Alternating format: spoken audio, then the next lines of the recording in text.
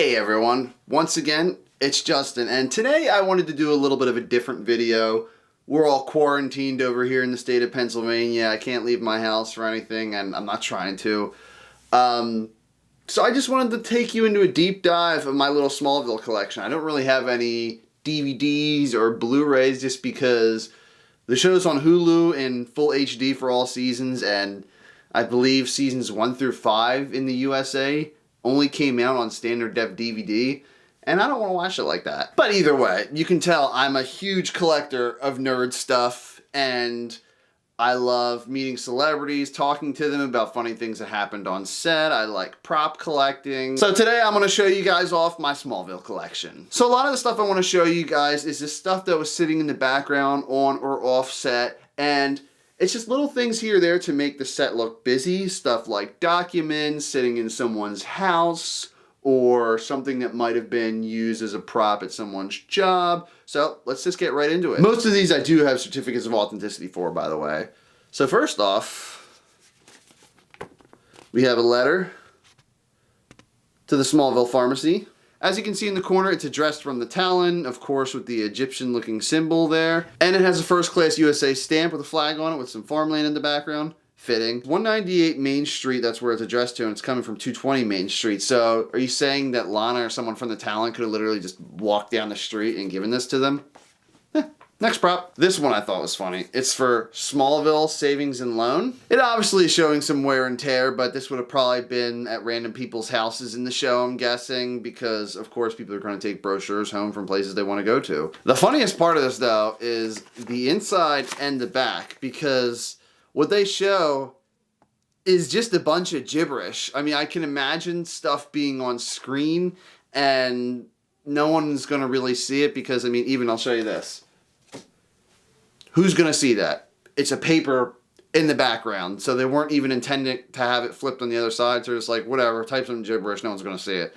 I think that's hilarious. So let's make this a little bit more interesting. Next, I have an actual script from Smallville for the episode Insurgents. If you guys don't remember that episode, that was the one with Lionel and Martha Kent. They were stuck in the Luthor Court building together, and it was up to Clark to jump from the Daily Planet all the way over to Luthor Court building to save them. Great episode.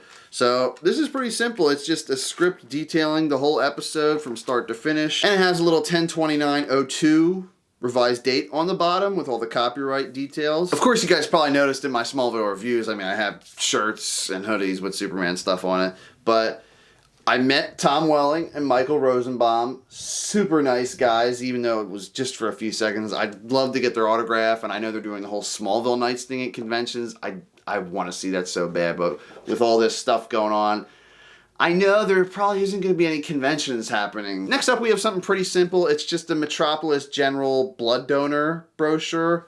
Basically thanking whoever donated blood, and it has a little bit of information inside. Nothing crazy, but again, something that would have just been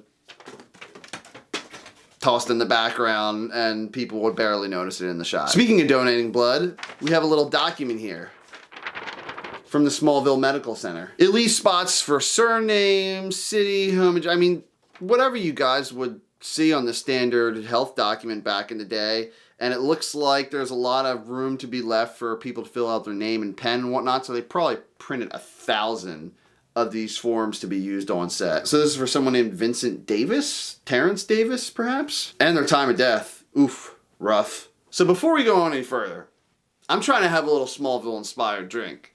Well, how about Knocking Point's Pure or Evil Wine featuring Tom Welling and Michael Rosenbaum? I have not tried these yet, so let's just see how they are. It's a little bit different. Tom Welling is the evil one on the front of this, and you can see a little cartoony version of Tom himself. It's a pure evil red blend. Even has a quote on the back that says, "Sometimes you just gotta switch it up." Tom Welling.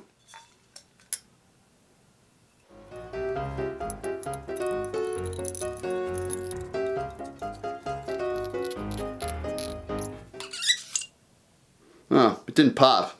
Bummer.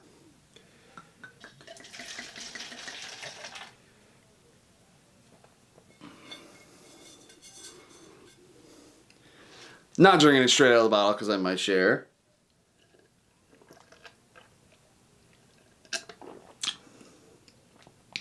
Damn, it's pretty good. Way better than box wine or anything like that. Michael Rosenbaum's, fittingly enough, is the pure. He's the good guy now. Not too recognizable with his hair, but on the back it says, being pure is so right, yet feels so wrong. Michael Owen Rosenbaum IV. Ah, there's the pop. Gotta swirl it around, you know, savor it.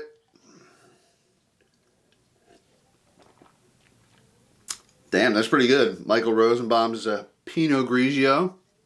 I'm definitely saving these. Alright, so before I get too turned, let's move on. Next we have an employee profile. It's a letter to someone named Dustin Farrell from Lionel Luthor.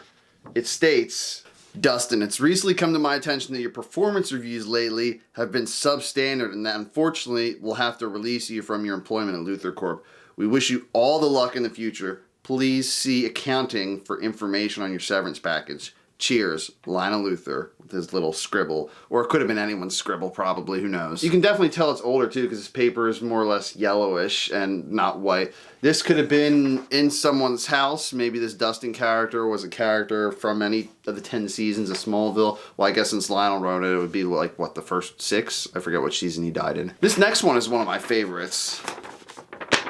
We have a Smallville call sheet here, and what this is if you guys aren't familiar, it's for the cast and crew and actors, actresses, all that stuff, for them to report on set, which scenes they're filming, what they're going to be doing, which episode they're going to be filming from, and if their makeup's going to be a certain way, and if they have to report to a certain address for filming, and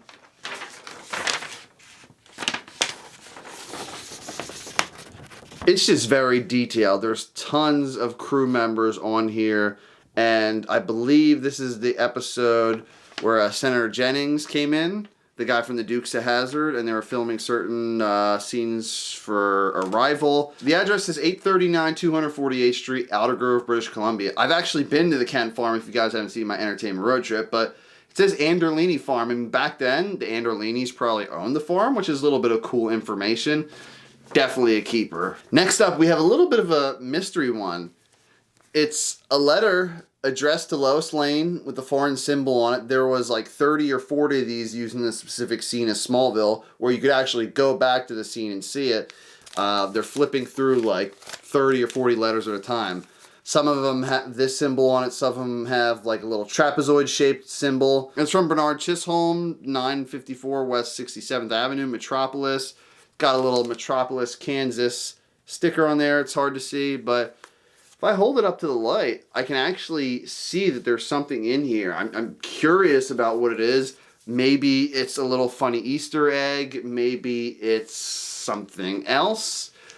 I'm always curious about stuff like this. If I hold it up to the light now, I can't really see anything, but I guess it's going to remain a mystery forever because I'm not opening this prop. Only a few more. We have a worn envelope from Federated Couriers, and it's addressed to Miss Lois Lane. The Daily Planet, 1700 West 5th Street, Metropolis. There was nothing in here. I checked, but I'm sure this was just lying around her desk somewhere on the show. One of my last pieces is a little piece of paper, and it says Smallville Season 3 in the bottom quarter there, and it's a bit of concept art for what they were going to be doing in a specific episode. It looks like it would be at a construction site. It says that in the description. Smallville Season 3, July 21st, 2003 is when they were drawing this concept art. And I think it's really cool because it also has a bunch of push pin holes all over it, which means this was probably above someone's desk, like a concept artist's desk or a storyboard writer when they were trying to put something out,